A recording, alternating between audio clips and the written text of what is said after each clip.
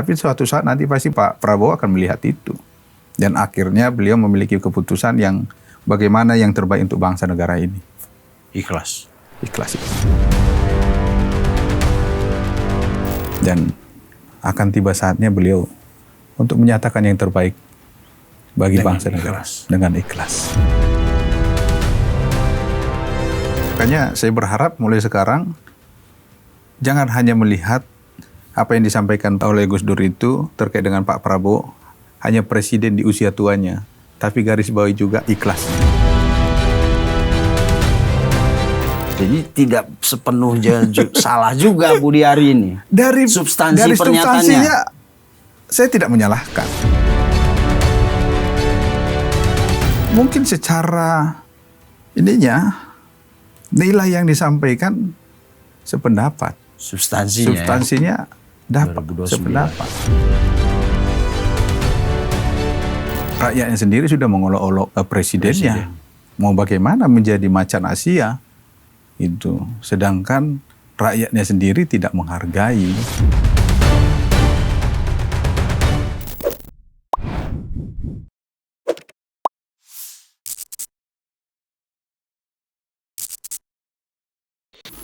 Selamat sore pemirsa cumi-cumi.com.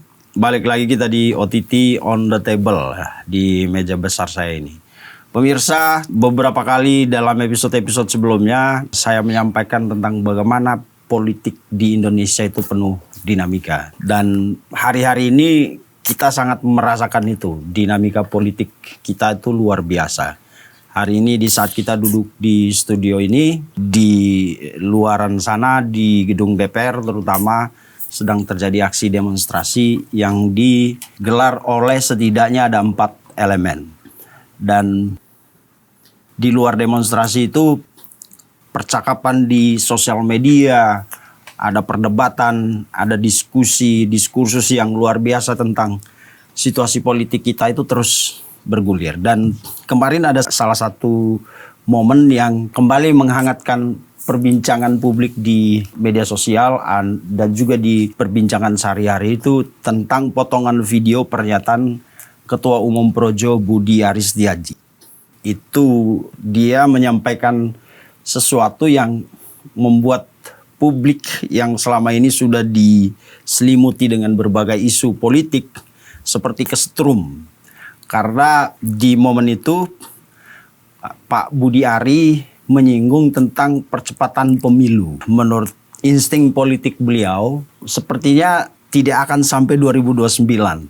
Entah apa itu tidak sampai 2029, tapi di potongan video itu mengatakan seperti itu. Yang membuat momen itu menjadi lebih besar gaungnya adalah karena pernyataan itu disampaikan oleh Pak Budi Ari, Om Budi Ari itu dalam forum pertemuan dengan relawan Pak Jokowi. Dan kebetulan beliau, Pak Jokowi juga ada di situ, duduk di samping Pak Budi Ari. Maka ini menimbulkan banyak tafsir, persepsi, dan opini-opini politik baru tentang apa sebenarnya yang terjadi dengan dunia perpolitikan kita, terutama dalam kaitan hubungan antara Pak Prabowo dengan Pak Jokowi. Dan untuk membahas topik ini hadir di studio pengamat politik dari Rumah Politik Indonesia yang selalu setia memberikan pandangan-pandangan politiknya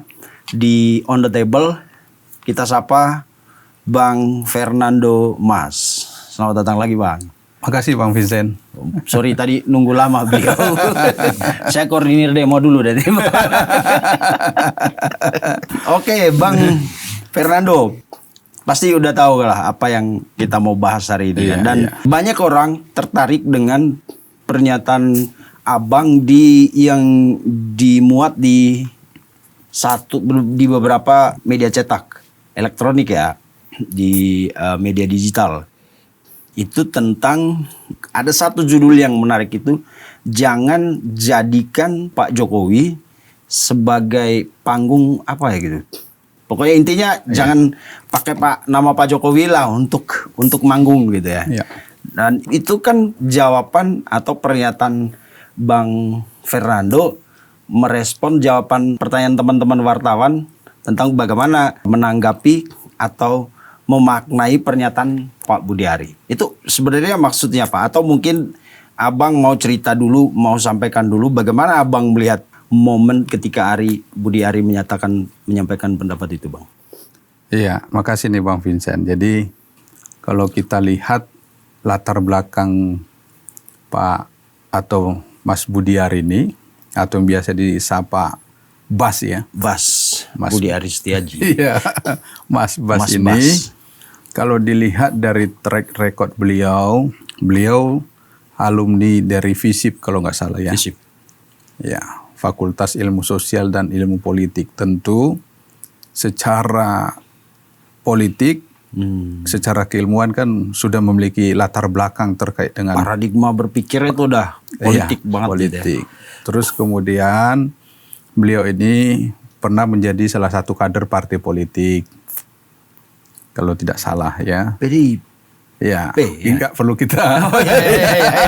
Intinya latar belakang beliau ini emang nuansanya politik ya, warnanya terus politik. kemudian pada saat Pak Jokowi sebagai calon gubernur DKI, beliau mendirikan relawan kan gitu, dan sampai saat ini masih jadi ketua umum relawan Projo.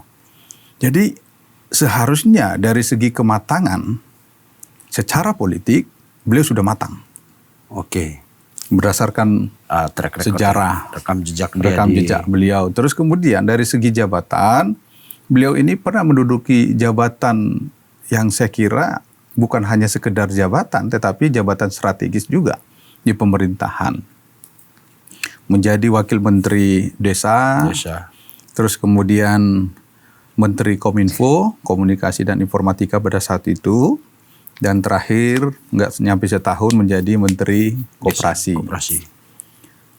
Jadi terkait latar belakang ini seharusnya kan beliau ini memiliki perhitungan-perhitungan yang matang.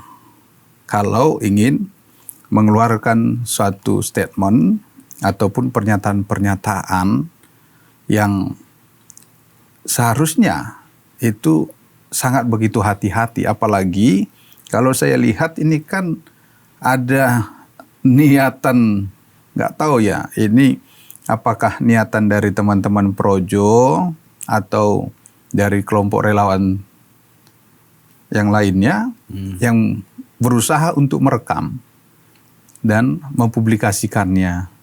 Itu kan berarti ada sesuatu yang ingin dicapai terkait dengan statement tersebut dan juga terkait dengan beredarnya video tersebut. Jadi saya curiga ini dilakukan oleh teman-teman relawan Projo. Gitu. Jadi ya karena itu kan forum pertemuan Pak Jokowi dengan relawan. Dan itu banyak elemennya di situ. Dan kalau saya salah satunya Projo. Kalau saya dapatkan informasi, justru teman-teman relawan yang lain itu marah, kecewa dengan pernyataan itu, dengan beredarnya rekaman video itu. Berarti kan bukan dari mereka. Ya, logikanya ya. Iya, berarti kan kemungkinan besar ini dari Projo. Berarti ada sesuatu yang ingin dimainkan Projo terkait dengan pernyataan dari Pak Budi Ari tersebut. Jadi mereka seperti ingin membuat panggung, dan kalau tadi Bang Vincent mencoba menyinggung terkait dengan salah satu judul misalnya memanfaatkan nama besar Pak Jokowi untuk dan justru lebih bisa kita katakan ini berupaya untuk menunggangi Pak Jokowi. Karena apa? Kalau kita lihat kan memang baru hangat-hangatnya terkait dengan acara di 17 Agustus, betapa mesranya trio ini kita kan. Bahas waktu itu ya. Iya. Di episode sebelumnya. Trio Jokowi, Prabowo, Gibran. Mas Gibran, Pak Joko Widodo kan. Jadi tapi dengan adanya statement ini kan akhirnya tercerai. Gitu. Jadi buyar lagi. Dan akhirnya pernyataan Pak Budi Ari ini sekarang menjadi opini liar di masyarakat kita. Ada yang menganggap ada upaya dari kelompoknya Pak Jokowi untuk mendongklek mendongkrak Pak Prabowo, Ya. mendongkel Pak Prabowo mendongkel Pak Prabowo. dari posisi Dari beliau kursi jabatannya. gitu. Jadi apalagi saat ini kan sedang ramai juga Demo. dan juga ini serangan terhadap Mas Gibran, Wapres kan gitu. Ada upaya-upaya yang seperti pernah kita bahas yang lalu, upaya-upaya juga untuk bagaimana mendongkel Mas Gibran dari posisi. Jadi justru ini saya meragukan terkait dengan Mas Bas ini kesungguhannya menjadi bagian dari relawan Pak Jokowi. Gitu. Jadi ini kan bisa kita hubungkan keraguan saya ini dengan bagaimana di Kongres tahun lalu, di Kongres ketiga Projo yang diadakan di Jakarta, di situ ada pernyataan dari Ketua Umum Projo, Mas Bas, Mas Budi Ari Setiadi, bahwa akan mengganti logo Projo. Tidak lagi gambarnya Pak Jokowi. Terus kemudian Projo ini bukanlah singkatan dari Pro Jokowi kan. Jadi dari sini kan sebenarnya sudah bisa kita lihat bagaimana perjuangan Pak Budi Ari ini memang bukan sungguh-sungguh untuk bagaimana mendukung perjuangan Pak Jokowi, tetapi ada keyakinan saya hanya untuk kepentingan jabatan-jabatan tertentu. Gitu. Jadi menurut Bang Fernando berdasarkan catatan-catatan tadi, Projo dan Pak Budi Ari itu punya misi politik sendiri. Saya melihatnya justru begini. Mas Budi Ari ini membentuk Projo itu ya untuk kepentingan-kepentingan politiknya, dan saat ini memanfaatkan Pak Jokowi. Gitu. Jadi berarti Bang Fernando bisa memetakan dari sekian banyak elemen relawan ini, Projo ini yang nuansa politiknya lebih kental gitu. Lebih kental dan ini sangat berpotensi sekali dan sangat bisa diasumsikan statement beliau itu upaya-upaya untuk memecah belah hubungan Pak Prabowo dengan Pak Jokowi akhirnya kan. Tapi untuk apa Bang? Dia nggak dapat apa-apa juga dari situ. Dari mana? Dari pernyataan itu. Kalau dia kan di satu sisi dia kan menamakan dirinya Pro Jokowi. Dan di sisi lain dia sering mengeluarkan pernyataan akan mendukung Prabowo Gibran. Nah kalau dia mengadu domba dua orang ini, apa kepentingannya? Kalau kita lihat pertama begini. Kira-kira dari segi manfaat ada nggak manfaatnya kemarin untuk Pak Jokowi pernyataan tersebut? Wah, kesana. Nggak ada kan. Kalau kita lihat dari gesturnya Pak Jokowi, beliau kan sudah sangat tidak senang sekali dengan pernyataan dari Mas Budi Ari tersebut. Gitu. Jadi kalau kita lihat dari kedua belah pihak ini Pak Jokowi, Pak Prabowo tidak ada diuntungkan dari pernyataan tersebut. Justru Pak Prabowo kan merasa tersakiti. Karena apa? Karena eksistensi beliau sudah ada yang coba mengutak-ngatik untuk bagaimana memimpin Indonesia ini sampai di 2029. Walaupun misalnya seperti tadi kita dalam perbincangan sebelum live ini, sebelum wawancara ini kan saya bilang, walaupun secara insting politik saya juga melihat potensi itu, tapi tadi saya tidak ada berupaya untuk mengumbar pernyataan-pernyataan seperti itu ke publik, kecuali misalnya saya selalu berulang mengatakan bahwa ini Pak Prabowo sedang melakukan bunuh diri politik, yang selalu saya katakan begitu. Karena apa? Karena ada upaya-upaya menggali lubang untuk kejatuhan beliau sendiri. Misalnya dari pernyataan-pernyataan masih beberapa bulan menjadi presiden sudah ada keluar pernyataan dasmu misalnya kan gitu. Ini kan saya menganggap begitu. Terus kemudian bagaimana misalnya sampai yang terakhir Londo Ireng. Jadi saya hanya sebatas itu dan tidak mengatakan akan berakhir sebelum 2009. Jadi ini kan mengundang spekulasi terhadap banyak pihak terkait dengan pernyataan ini.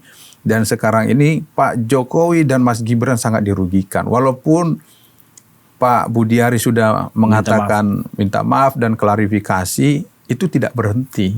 Iya. Karena beliau sebagai Udah jadi bola liar itu. sebagai mantan Menteri Komunikasi dan Informatika tentu harus memahami terkait dengan bagaimana pemanfaatan teknologi informasi ini menyebarkan informasi. Akhirnya kan sekarang viral dan itu tidak berhenti.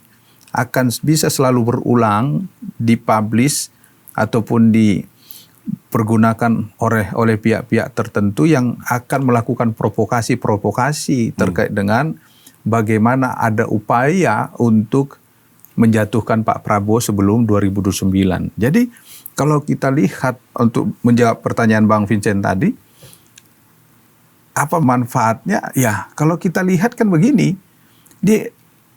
Mas Budiari ini ingin tetap eksistensinya terjaga gitu kan. Yang akhirnya kalau kembali lagi kalau kita lihat track record beliau, bagaimana pendidikan beliau itu divisif dan pernah menjadi kader partai politik dan sudah berkecimpung di kegiatan politik sekian puluh tahun. Ini kan akhirnya salah perhitungan beliau. Berupaya untuk bagaimana menarik perhatian Pak Prabowo misalnya karena kecewa sudah dicopot dari Menteri Koperasi karena hanya hitungan kalau nggak salah sekitar 10 bulan. Menjadi Menteri Koperasi dan masih ada harapan, saya sepertinya melihat masih berharap ingin masuk ke kabinet lagi, tapi setelah ditunggu-tunggu nggak kecapaian, jadi berupaya ya ini mungkin aja sakit hati kepada Pak Prabowo sehingga keluar pernyataan itu, dan walaupun di satu sisi masih berharap gitu. Jadi di samping itu ini pingin membuat senang Pak Jokowi. Berharap Pak Jokowi itu senang gitu kan dengan pernyataan ini. Yeah. Karena berarti Mas Gibran akan jadi presiden gitu kan. Tapi malah Pak Jokowi nggak nyaman dengan pernyataan itu. Di akhir pertemuan itu, aku coba klarifikasi beberapa teman-teman relawan kemarin. Di akhir pertemuan itu Pak Jokowi menyampaikan pernyataan, menyampaikan semacam respon atas apa yang mereka sampaikan itu, dan dia tidak sepakat dengan apa yang disampaikan oleh Pak Budiari. Saya juga dengar dari klarifikasi dari moderator Budius. Iya. Budius Piliang. Iya, jadi beliau sudah mengklarifikasi. Jadi justru kan berupaya untuk membuat senang Pak Jokowi, malah Pak Jokowi tidak. Justru saya bangga dengan Pak Jokowi dengan bagaimana sikap kenegarawanannya, humble-nya, rendah hatinya, mau menerima. Yang kalau kita lihat sebenarnya dari pernyataan Mas Budiari ini di tahun 2025 ketika Kongres harusnya kan sakit hati. Kalau politisi-politisi yang baperan yang itu kan, politisi-politisi baperan itu udah sakit hati, nggak akan mau ketemu lagi. Nggak akan mau ketemu ya. Bahkan bukan hanya sekedar nggak mau ketemu, itu disingkirin malah. Iya. Karena pernyataan di ruang publik terang-terangan kayak deklarasi kan. Sama ketika dia mendeklarasikan. Itu kan seperti memutus hubungan itu, Bang. Jadi udah talak 3 kalau di hubungan keluarga itu kan udah talak 3 itu. Tapi Pak Jokowi masih mau menerima. Jadi sebenarnya perlu bagi Pak Jokowi juga menjadi pembelajaran seperti ini. Karena kan ada orang-orang yang tertentu memang mungkin kekhilafan. Tapi ini kan bukan khilaf ini kalau kita lihat kan. Bukan keselio lidah. Bukan keselio lidah. Karena memang kalau kita lihat ini kan secara hitung-hitungan politik ya memang sudah mau berpisah dengan Pak Jokowi. Ya seharusnya Pak Jokowi ya sudah aja tinggalin aja. Tapi susah juga Pak Jokowi masih mau nerima. Cuman akhirnya jadi kalau saya bilang mau jadi parasit terlalu kasar juga. Tetapi kan akhirnya menjadi beban dalam perjalanan Pak Jokowi ke depannya. Kalau kita lihat misalnya dari statement beliau ini kan jadi beban Pak Jokowi. Bagaimana untuk meluruskan kembali kepada Pak Prabowo terkait dengan pernyataan tersebut. Apalagi kan Pak Jokowi ada di situ. Lain halnya Pak Jokowi nggak ada di situ. Di sampingnya lagi. Iya. Itu. Ada juga yang coba menanyakan kenapa nggak di stop Pak Jokowi. Karena Pak Jokowi itu sangat menghargai. Sangat mungkin hubungan ke depan dengan Projo akan baik. Gitu. Dan orang kemudian melihat dengan kacamata baru tadi. Iya. Berarti abang setuju dengan disclaimer sejumlah relawan yang mengatakan bahwa apa yang disampaikan oleh Pak Budiari itu adalah pemikiran pribadi. Ya jelas. Karena kan sebelum semakin beredar luasnya pernyataan-pernyataan ini, saya sempat juga kan menanyakan ini, dan mereka keberatan terkait dengan pernyataan itu. Oke. Jadi mereka tidak sependapat terkait dengan apa yang disampaikan oleh Mas Budiari, apalagi sampai dipublikasikan, yang akhirnya ini menjadi konsumsi publik kan gitu. Yang kalau kita lihat apa yang sudah dipublish itu tidak bisa hilang jejak digitalnya. Ya. Dan itu akan bisa Apalagi terus udah dipotong-potong, sudah ada di ratusan bahkan ribuan akun mungkin. Makanya jadi ada lagi yang minta kalau klarifikasinya itu hanya potongan, mana utuhnya kan sampai diminta Lebih lagi. Jadi nggak akan selesai, Bang. Jadi kalau kita berbicara di era digital sekarang ini, kalau ada sesuatu yang salah, kita nggak akan bisa selesai hanya sekedar meminta maaf, hanya melakukan klarifikasi. Karena apa? Orang langsung simpan, dan suatu saat, sewaktu-waktu dia bisa upload kembali. Dan itu dibikin lagi perang misalnya. Iya, dibuat narasi-narasi yang sesuai dengan kepentingan dia apa kan gitu. Jadi kalau narasi-narasi untuk kepentingan yang baik bagi bangsa negara ini tidak masalah. Tetapi kan hanya untuk sekedar memecah belah para elit bangsa kita, para tokoh-tokoh bangsa kita. Misalnya hubungan antara Pak Prabowo dengan Pak Jokowi ini kan nggak baik. Gitu. Oke. Tapi dari insting politik Bang Fernando sendiri, seberapa besar dampak dari pernyataan Pak Budiari ini terhadap hubungan Pak Jokowi dengan Pak Prabowo? Sekarang tinggal begini, bagaimana kedewasaan Pak Prabowo dalam politik menyikapi hal tersebut. Kalau Pak Prabowo dewasa, lingkarannya dewasa. Yakin sekali saya Pak Prabowo itu orang nggak baperan juga sih Pak Prabowo itu ya.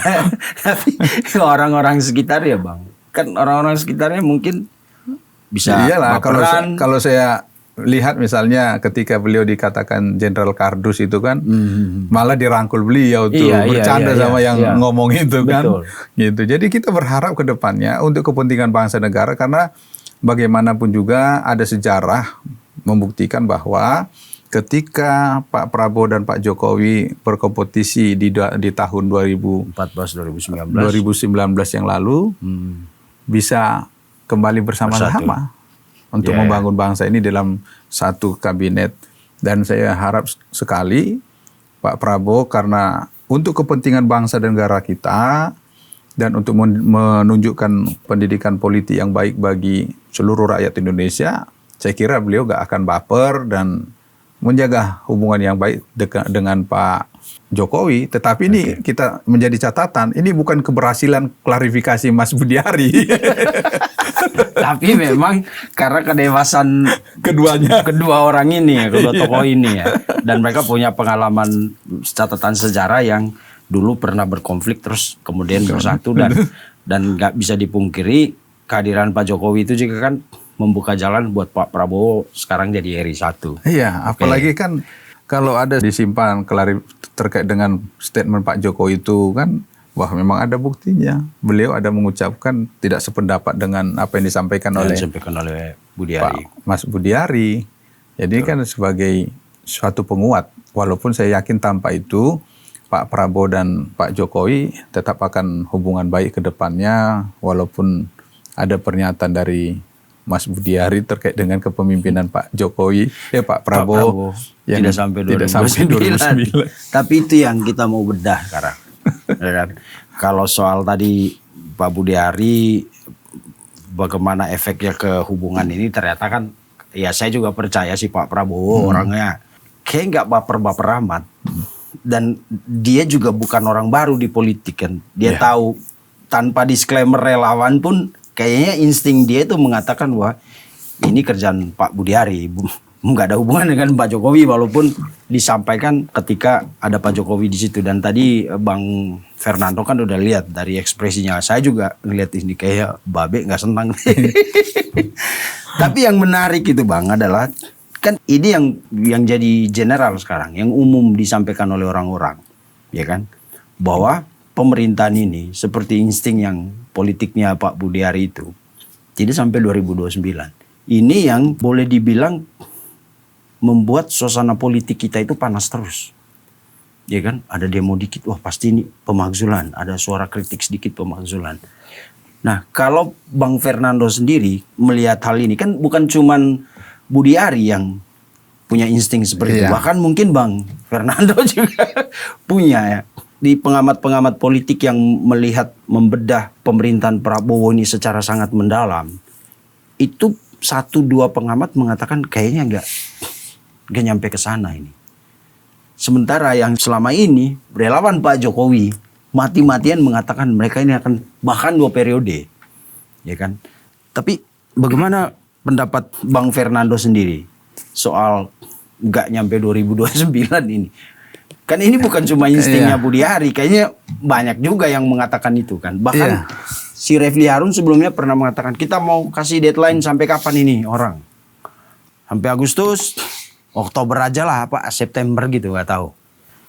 Iya, jadi kalau masih menyinggung tentang pernyataan Mas Budiari sebelum saya masuk ke situ, ini kan juga berdasarkan apa yang saya terima dari relawan lainnya gitu kan, di luar Projo dan orang-orang yang memang membangun komunikasi langsung dengan Pak Jokowi. Ada keinginan Pak Jokowi agar Pak Prabowo, Mas Gibran ini 2 periode, dan itu kan sudah disampaikan berulang kali oleh Pak Jokowi. Jadi kan berarti itu bisa dimentahkan lah gitu kan. Jadi terkait dengan pernyataan Mas Budiari ini. Terus kemudian kalau kita lihat terkait dengan bagaimana dengan analisa terkait dengan keberlangsungan kepemimpinan Pak Prabowo ini, apakah sampai 2029? Memang seperti kata Bang Vincent tadi, banyak pihak yang bukan hanya Mas Budiari yang mengatakan ini tidak sampai di 2029, dan saya sendiri juga memang kan melihat ini sangat tidak mungkin untuk mencapai garis finish sampai 2029. Ini Bang Fernando malah lebih tebal nih, sangat tidak mungkin. Kenapa Bang? Karena gini, ini yakin sekali loh sangat tidak mungkin ya. Iya, karena begini, saya melihat ya seperti mengutip juga pernyataan dari Gus Dur yang berulang kali disampaikan oleh media ataupun di media-media sosial. Catatan bukan hanya digaris bawahin, tapi garisnya tebal, diwarnai lagi stabilo, bahwa Pak Prabowo ini orangnya ikhlas. Gitu. Saya yakin sekali beliau akan mau merelakan meninggalkan posisi itu karena ikhlas untuk kepentingan bangsa negara ini. Karena apa? Kalau kita lihat kan bagaimana misalnya reaksi masyarakat terkait dengan bagaimana gaya beliau memimpin sejak dari tahun pertama. Seperti tadi yang saya singgung, misalnya ada pernyataan-pernyataan yang tidak patut, tidak pantas yang disampaikan seorang kepala negara terhadap rakyatnya, terhadap kaum akademisi yang melakukan kritik terhadap gagasan-gagasan beliau, misalnya terkait dengan demokrasi, apa semua itu kan, termasuk dengan program-program, ini kan memancing reaksi-reaksi dari masyarakat. Dan bukan hanya sekedar memancing reaksi masyarakat, tetapi yang selama ini bersimpati kepada beliau, yang selama ini menjadi relawan beliau, yang selama ini sangat membantu untuk bisa memberikan suara kepada pasangan Pak Prabowo dan Mas Gibran ini, mereka banyak saya lihat beralih. Dan itu sering saya baca di media sosial. Sangat mungkin nanti ketika pada akhirnya nanti masyarakat menunjukkan reaksi-reaksi yang sudah tidak lagi nyaman di bawah kepemimpinan Pak Prabowo, dengan logo beliau itu akan rela. Karena kembali lagi saya meminjam apa yang pernah diucapkan Gus Dur, beliau itu ikhlas. Dan beliau sering mengatakan, kalau nanti masyarakat sudah tidak puas dengan saya, tidak, atau intinya tidak mau lagi saya pimpin, saya akan itu bagian dari keikhlasan itu. Dan dengan realita politik, sosial, ekonomi yang sekarang, makanya akan terjadi. Makanya kalau kita lihat misalnya dari segi ekonomi, apakah keadaannya akan semakin membaik? Saya kira akan tidak. Karena apa? Kecenderungan memasuki akhir tahun, kebutuhan yang semakin meningkat, harga-harga semakin naik, ini kan semakin memperburuk keadaan ekonomi kita. Jadi kalau ekonomi sudah semakin nggak baik, kan akan menimbulkan gejolak. Begitu ada gejolak, akan memperparah situasi ekonomi.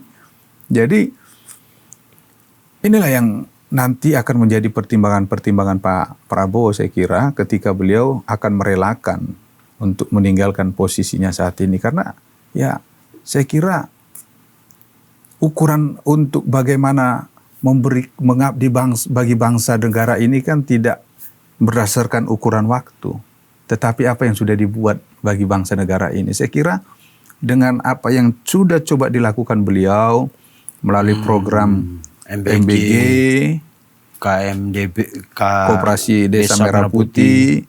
Ini saya kira dengan nanti perbaikan-perbaikan yang dilakukan oleh pemimpin berikutnya akan bisa dilihat bahwa ternyata bagus juga gagasan itu.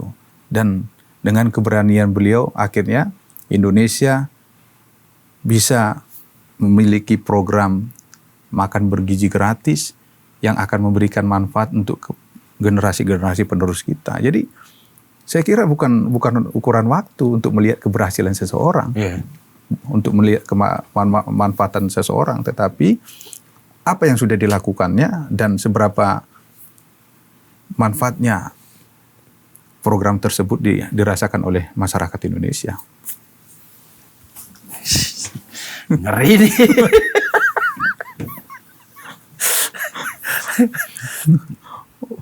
Walaupun saya yakin orang-orang sekitarnya akan keberatan. Tetapi untuk keputusan yang sangat penting begitu, saya yakin sekali beliau akan bersikap tegas dan akan melaksanakan apa yang menjadi keputusan beliau. Sama seperti ketika beliau memaksakan program MBG misalnya kan. Dan itu yang dianggap memang harus dilakukan, ya dilakukan. Siapapun dihadapinya kan. Tapi kondisi apa Bang yang ultim, yang kondisi-kondisi yang menurut yang membuat Bang Fernando tadi yakin sekali bahwa Pak Prabowo itu akan ikhlas? Apa kondisi-kondisi mana yang menurut Bang Fernando Prabowo akan ikhlas? Karena begini, kalau kita lihat ya dari bagaimana pernyataan-pernyataan beliau kan untuk kepentingan rakyat dan negara Indonesia.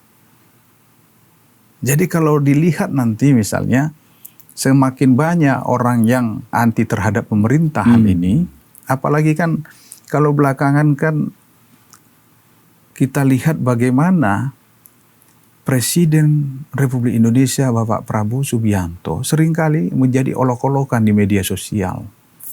Misalnya yang terakhir masalah kupas bawang 700.000 per kilo, terus kemudian pabrik penggilingan padi yang makanya dibilang untung berapa. Ini saya baca-baca itu kan komentar-komentar, ini banyak suami-suami yang punya penggilingan padi dimarahin istrinya.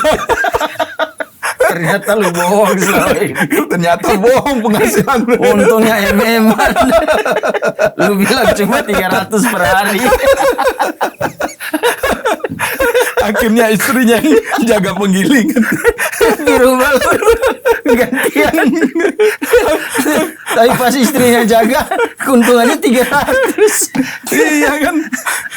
Sama seperti begitu juga pengupas bawang. Suami marah juga kepada istri-istri yang kupas bawang kan. Gantian. Lu yang kesal. Ini kamu bikin kemana aja uang ini? Ternyata hasilnya puluhan juta gitu. 700.000 per kilo. Kalau sehari dia ngupas 10 kilo aja, ya, 7 juta ya. Kali 30 hari. Oh iya, kali 30 hari. Jadi ini Waduh. jadi ada banyak hal. Mungkin kan secara kesehatan, secara faktor usia, ini kan sudah tidak maksimal lagi. Ya mungkin itu nanti menjadi bahan-bahan pertimbangan karena sedangkan begini ya. Dalam hal fisik aja ketika kita berjalan, orang yang berusia 30 dengan 50 tahun udah beda kan. Yeah. Pak Prabowo 70 ya? Udah 70 sekian kan. 71. Jadi ini kan dari bagaimana faktor beliau untuk bisa menghasilkan kerja-kerja yang lebih baik kan. Ini mungkin sangat menjadi perhatian beliau, menjadi pertimbangan. Belum lagi bagaimana kewibawaan bangsa negara ini akhirnya semakin tidak lagi diperhitungkan. Karena apa? Rakyatnya sendiri sudah mengolok-olok presidennya. Mau bagaimana menjadi macan Asia itu. Sedangkan rakyatnya sendiri tidak menghargai. Oke. Kacau. Padahal masih beberapa bulan lalu itu saya dalam obrolan dengan Bang Teddy Kusnadi di sini meyakini bahwa pemilu 2029 itu hanya pemilu wapres. Karena Pak Prabowo ini melihat performanya di awal tuh kan dengan segala keyakinan, ketegasan dan keberaniannya dianggap sebagai kandidat yang tidak akan ada tandingannya. Itu saya kira keyakinan yang prematur. Karena apa? Kalau kita lihat misalnya dari hasil survei terkait dengan tingkat kepuasan, kepercayaan masyarakat terhadap pemerintahan ini. Semakin hari semakin menurun. Yang terakhir Tempo. 31, hanya 30 berapa persen. Turun dari sebelumnya SMRC 51. 48. 48? Oh yang Burhan Murtadi yang bukan yang SMRC. Oke, SMRC iya, 48%. 48%. Dan kepuasan. Iya, makin turun. Jadi ini selaras dengan bagaimana penilaian masyarakat terkait dengan kinerja dari presiden kita dan hasil-hasil capaian yang sudah dilakukan oleh pemerintahan kita, bukan hanya dengan presiden tetapi menteri-menteri. Karena yang dilihat menjadi tolak ukur itu kan bukan hanya presiden. Beda halnya kalau seperti yang saya sampaikan beberapa waktu lalu, ketika ada pembagian tugas dari presiden kepada wapres, wapres pun akan menjadi faktor penilaian yang sangat penting terkait dengan keberhasilan kepemimpinan ini. Tetapi yang menjadi ukuran ya presiden dan menteri-menteri. Karena kan pendelegasian tugas-tugas itu ke para menteri berdasarkan bidang-bidang yang mereka bidangin, yang dipercayakan presiden kepada mereka. Itu. Jadi kalau kita lihat misalnya tingkat performanya kementerian, para menteri ini kan sangat-sangat jauh dari harapan masyarakat. Gitu. Jadi kalau harapan masyarakat misalnya pada tataran 7, ini menteri-menteri hanya melakukan 4, 3 gitu. Jadi bahkan ada yang bukan hanya kinerjanya buruk, tapi pernyataan-pernyataannya juga sangat buruk. Yang membuat masyarakat semakin tidak percaya terhadap pemerintahan ini. Jadi kalau Pak Prabowo memang berniat untuk melanjutkan pemerintahan ini sampai di 2029, ya seharusnya kan sejak awal dirombak ini orang-orang yang mendapat penilaian buruk dari masyarakat terkait dengan kinerjanya. Oke. Saya jadi agak nakal berpikir ya, Bang. Kan selama ini yang paling kencang digaungkan adalah maksulkan wapres. Ya. Artinya kalau tadi Bang Fernando yakin bahwa Pak Prabowo akan ikhlas, berarti suara-suara ini ya kan memaksulkan wapres karena mereka tahu bahwa makanya gimana caranya supaya satu paket. Jadi termasuk upaya mendegradasi kapasitas dan lain-lain wapres itu ya. Karena kan kalau ini mundur otomatis ini naik kan. Dan banyak yang nggak sama suka. Seperti yang saya sampaikan yang lalu ketika wawancara di sini kan saya bilang ini seperti meruntuhkan batu bata. Bawahnya jadi dulu. Oke, paham. Karena apa? Gitu sudah dianggap inkonstitusional terkait dengan Mas Gibran, berarti satu paketnya akan digiring. Kepalanya ikhlas. Otomatis, ya makanya. Jadi ikhlas karena kan sudah. Wakilnya dicongkel Iya. gitu ya. Makanya kan karena ikhlas ya sudah. Ini ngeri sekali. Jadi Bang. karena memang mereka itu melihat bahwa ada kemungkinan itu karena ikhlasnya Pak Presiden Prabowo, kita ya. ini.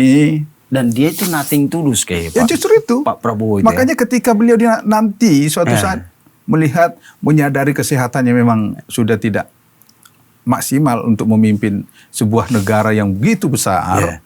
Dan bagaimana kinerja beliau ya.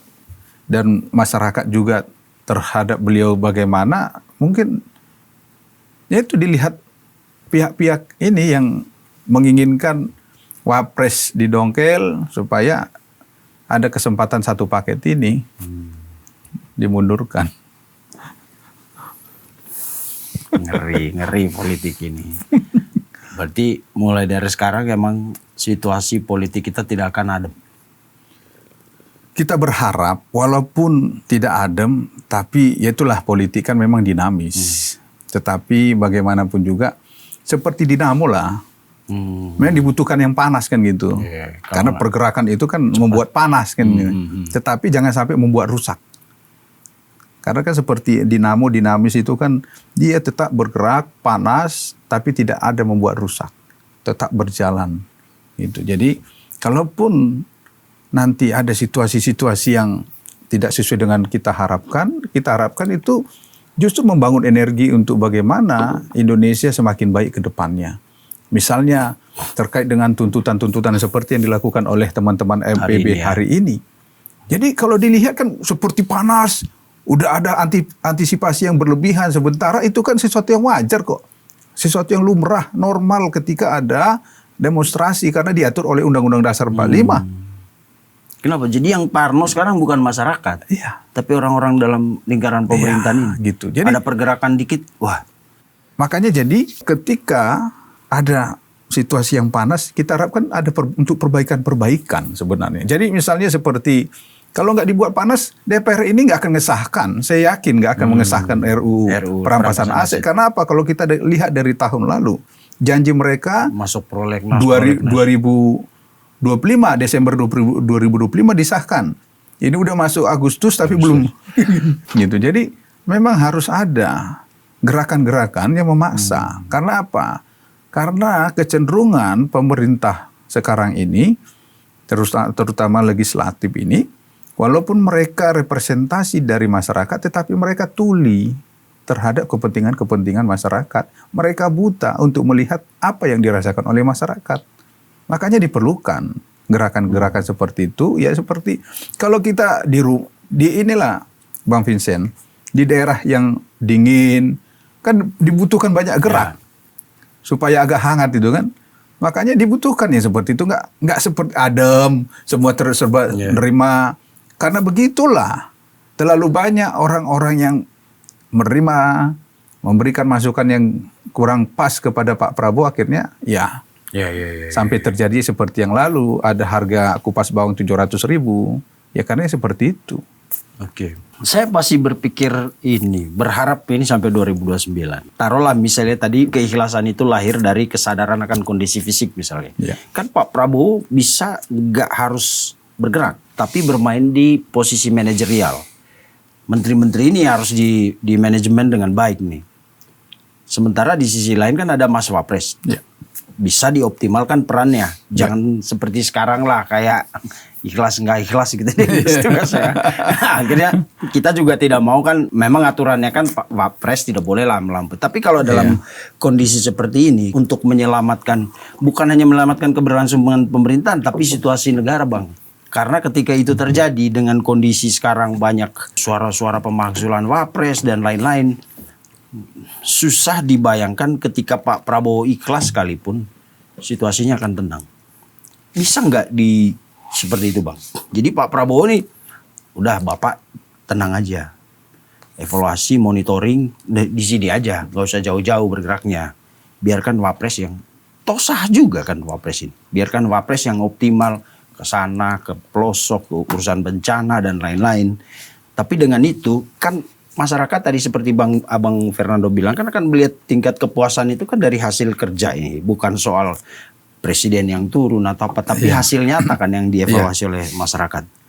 Mungkin nggak akan seperti itu, Bang? Ya, itu sangat mungkin. Cuman kan sekarang bagaimana masukan-masukan dan juga apa yang menjadi landasan berpikir dari Pak Prabowo Subianto. Pak Prabowo atau orang Menjalankan sekitar pemerintah. Pak Prabowo? Ya makanya, jadi beliau tentunya kan ketika memutuskan sesuatu ada sumbernya dari pikiran beliau sendiri dan orang-orang sekitarnya. Tinggal bagaimana apa yang dominan di sini, mana yang dominan. Masukan-masukan yang untuk kepentingan bangsa negara ini atau hanya untuk kepentingan mempertahankan posisi dan jabatannya. Gitu. Jadi kalau mereka memikirkan hanya untuk kepentingan posisi jabatan, tentunya kan khawatir. Kalau wapres yang memegang kendali malah nanti akan memberikan dampak positif yang ini tentu menjadi pesaing berat di 2029 kan gitu. Kenyamanan mereka malah terganggu. Iya, gitu. Jadi terkait dengan hal itu sudah tidak mungkin. Terus kalau presiden hanya mempercayakan kepada menteri, sekarang aja banyak kecolongan kan gitu. Di mana Pak Prabowo itu masih banyak aktif. Apalagi hanya menjadi manajerial, melakukan pendelegasian secara menyeluruh kepada para menteri, ya bisa-bisa laporan hanya Bapak Senang semua. Semua lancar, mantap Pak, gitu kan. Tapi nggak boleh dipublikasi terkait dengan ini supaya nggak ketahuan di bawah gitu kan.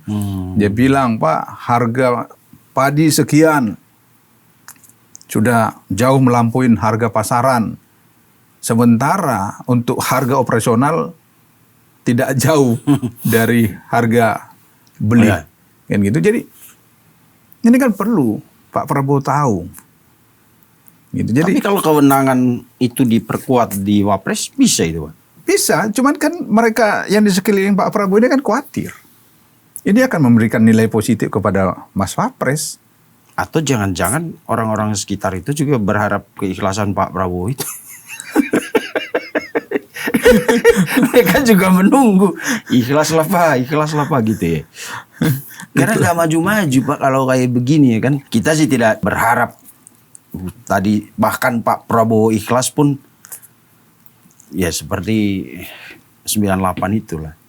Ya, walaupun Bapak Soeharto waktu itu dipaksa mundur, kalau dia nggak mau mundur, kan dia ikhlas akhirnya mundur. Kan? Iya, dan itu akan ditiru. Saya kira tapi nanti. kan gejolaknya itu loh Pak. Iya, sementara begini Bang. Dari segi kekuatan dukungan politik, Pak Harto masih kuat kan? Di saat itu. Di saat itu. Kalau kita bandingkan kekuatan antara Pak Prabowo dengan Pak Harto, masih kuatan Pak Soeharto dibandingkan Pak Prabowo saat ini. Lah, bukannya seluruh partai hampir. Memang, tapi itu kan setengah hati. Secara organisatoris memang ada di Pak Prabowo, tetapi dalam dukungan politik nggak sepenuhnya kepada Pak Prabowo. Gimana? Karena mereka masing-masing kan memiliki kepentingan. Masih melihat peluang politik ini bahwa itu tadi Oke. kemungkinan Pak Prabowo tidak lanjut ke 2029 itu mereka ada, saya yakin sekali lah. Mereka juga tahu. Ada pemikiran seperti itu. Insting mereka juga ke sana. Makanya kan mereka jaga. Berarti penting pembatasan usia maksimal itu. Sangat penting sebenarnya. Jadi dilihat dari segi kesehatannya, harus diuji benar. Bagaimana tingkat kemampuannya untuk berpikir. Jangan sampai hanya memikirkan kacang goreng aja udah stres kan gitu. Saya ingat cerita pada masa akhir pemerintahan Pak Soekarno. Presiden Soekarno. Iya. Ya kan isu dia sakit. Betul. Itu kan yang Betul. menimbulkan gejolak. Kemudian muncullah cerita G30S. Iya. Kan, walaupun secara cerita sejarah itu masih bisa diperdebatkan. Betul. Tapi konditenya hampir seperti itu gitu. Kurang lebih ya. Iya, makanya jangan sampai karena faktor usia itu akhirnya lemah kepemimpinan. Kalau kita lihat kan Karena politik itu. belum lagi misalnya dari institusi-institusi yang ada di negara ini, apakah benar sudah 100% ada di barisannya Pak Prabowo? Secara kenegaraan memang iya. Secara kan gitu, secara dukungan Praktis. Semua punya kepentingan pragmatis masalahnya. Wah genting ini Bang. Berarti Budi Ari nggak salah dong dengan pernyataan dia itu. Nggak salahnya, cuman instingnya nggak salah. Waktu dan tempatnya. Kan? Waktu, tempat, dan posisi dia sebagai relawan dari Jokowi itu tidak tepat. Lebih bagus dia meminta misalnya siapa mengumum berbicara itu daripada yang bersangkutan. Tetapi kan beliau ini ingin mengambil sesuatu nilai dari pernyataan itu. Jadi tidak sepenuhnya salah juga Budi Ari ini. Dari substansinya saya tidak menyalahkan. Tetapi karena timing termasuk sosok beliau tidak tepat untuk mengucapkan itu. Karena dia relawan. Kecuali saya saat ini mengundurkan diri dari ketua umum relawan Projo.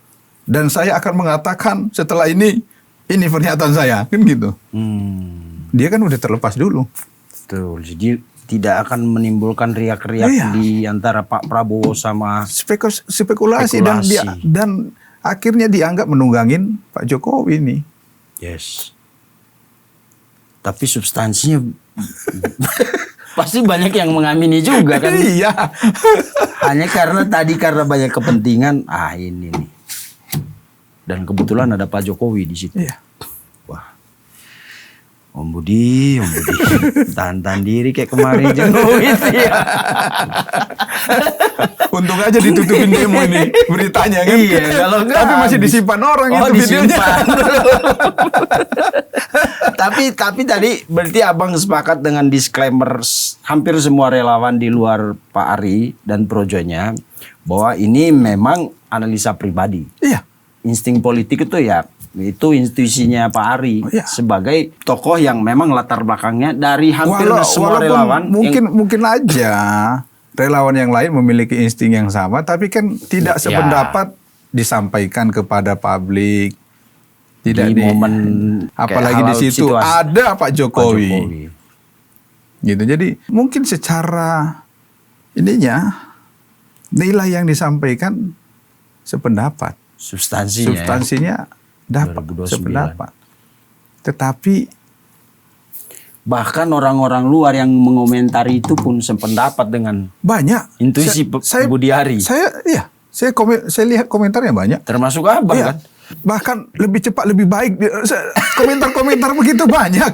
Jadi makanya ini sebenarnya yang perlu dilihat oleh Pak Prabowo. Jadi bukan hanya segelintir orang misalnya ditunjukin, ini loh Pak, senang sama bapak ini semua gitu kan. Sementara komentar-komentar lain nggak dilihat. Tapi suatu saat nanti pasti Pak Prabowo akan melihat itu. Dan akhirnya beliau memiliki keputusan yang bagaimana yang terbaik untuk bangsa negara ini. Ikhlas itu. Oke. Ngeri kali. Saya baru dengerin yang ini. Kalau dulu kan yang Gus Dur bilang orang paling baik di ini kan orang paling ikhlas kata Gus Dur. Dua pernyataan Gus Dur ini kan kalau kita lihat ya dari bagaimana pernyataan Gus Dur ini kan kebanyakan kayak sesuai lah. Iya, kayak nubuat. Iya, sesuai. Nubuat. Jadi kan Pak Prabowo akan presiden di usia tua.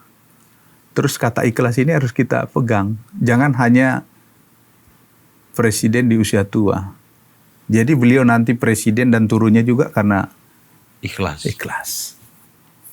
Dan kata Budi Ari, intuisi saya sebelum 2029. dan banyak orang yang mengamini itu dalam hati kayaknya.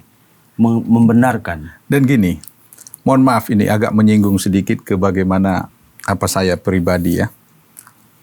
Saya ada diskusi karena kan saya juga walaupun sebagai pengamat politik, saya tetap membangun hubungan sama Tuhan itu. Jadi bagaimana statement itu juga saya minta hikmat dari Tuhan.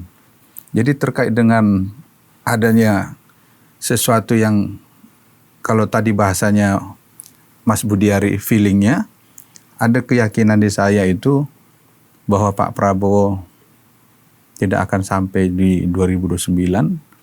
Bahkan kalau di hati saya itu nggak nyampe 3 tahun.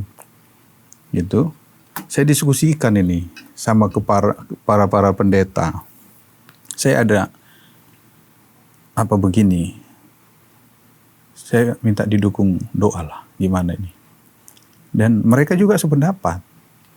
Mereka sudah dapat hikmat dari Tuhan. Petunjuk. Iya, petunjuk dari Tuhan bahwa ya memang mereka sependapat dengan itu karena mereka sudah dapat. Jadi suara semesta gitu. Iya, jadi sebelum saya diskusi itu mereka sudah dapat itu. Jadi poin-poin yang sama sudah dapat dan itu saya ketemunya satu-satu, bukan sekaligus. Di Akhirnya tempat mereka berbeda. Iya. Suaranya sama. Sama. Wah. Karena kan kita gimana pun juga akan mempertahankan posisi yang memang Tuhan nggak kehendaki, nggak akan bisa. Dan itulah yang terjadi. Dan ini kan sudah diucapkan juga oleh tokoh bangsa yang kebanyakan apa yang disampaikan itu benar. Iya. Dan saya itu mengingat dua kata kunci itu. Jadi presiden di usia tua dan ikhlas. Bang, makasih Bang. Jangan terlalu lama ini kita bahasnya. Situasinya lagi enggak. Banyak ini soalnya, banyak korek yang sudah siap untuk dilemparkan. Begitu kita taruh minyak tuh. Enggak, tapi inilah sesuatu yang gini Bang Vincent. Ketika tadi saya naik sini kan naik tangga Bang.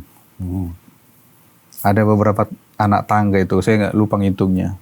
Tapi ketika saya mau menginjak di anak tangga yang terakhir, saya melalui beberapa anak tangga. Jadi supaya saya sampai bisa ke sini kan harus lewat itu. Begitu juga untuk bangsa negara ini. Oke. Untuk bisa memasuki tahun 2029, ada fase-fase yang harus dilalui. Nggak bisa langsung kita lompat ke pemilu 2029. Tapi ada fase-fase itu, ya kita jalani, kita nikmatin, dan kita sebagai orang percaya, orang-orang yang memiliki agama, yang memiliki Tuhan, kita berdoa supaya ya seperti tadi, walaupun panas, tetapi ya seperti dinamo, memberikan dampak positif untuk bangsa negara ini, tidak ada yang menjadi korban, apalagi kita dipimpin oleh presiden yang ikhlas. Jadi tentu beliau sangat memperhitungkan karena cinta terhadap rakyatnya, cinta terhadap negara ini, sehingga akan sangat memperhitungkan itu. Jangan banyak korban, jangan banyak kerugian yang ditimbulkan dari kebijakan kepemimpinan beliau, baik itu dari segi ekonomi dan yang lain-lainnya. Beliau akan mempertimbangkan, begitu juga dari kesehatan, dan akan tiba saatnya beliau untuk menyatakan yang terbaik bagi bangsa negara dengan ikhlas. Baik, terima kasih Bang Fernando. Closingnya bagus banget ini. Oke pemirsa, jadi memang kadang-kadang pernyataan politik itu tidak bermain di ruang hampa, juga tidak lahir dari pemikiran kosong. Ada sesuatu yang melatar belakanginya dan ada tujuan yang mau dicapai, entah itu secara personal, kelompok, atau bahkan di luar kekuatan yang terlihat. Ada semesta yang mungkin langsung atau tidak langsung itu menggiring orang-orang tertentu untuk secara mungkin di luar dugaan dia juga menyampaikan sesuatu yang masih menjadi misteri, tapi suatu saat mungkin akan tercapai. Gitu ya Bang? Ya, seperti Gus Dur lah kan. Seperti Gus Dur.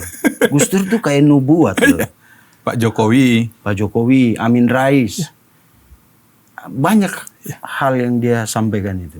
Seperti nubuat Gus Dur. Makanya saya berharap mulai sekarang jangan hanya melihat apa yang disampaikan oleh Gus Dur itu terkait dengan Pak Prabowo, hanya presiden di usia tuanya, tapi garis bawahi juga ikhlasnya. Oke. Abang berharap sekali. Baik, terima kasih Bang Fernando. Pemirsa, apapun yang terjadi, apapun dinamika baik di politik maupun kehidupan berbangsa dan bernegara secara umum, ya kita sebagai orang beriman harus tetap berdoa, mudah-mudahan segala sesuatu yang akan terjadi dan akan dihadapi oleh kita sebagai bangsa dan negara ke depan akan dilalui dengan baik-baik saja. Sampai jumpa di episode selanjutnya. Pasti kita pengen ekspresi mengedepankan estetika. jelas tadi mendengarkan.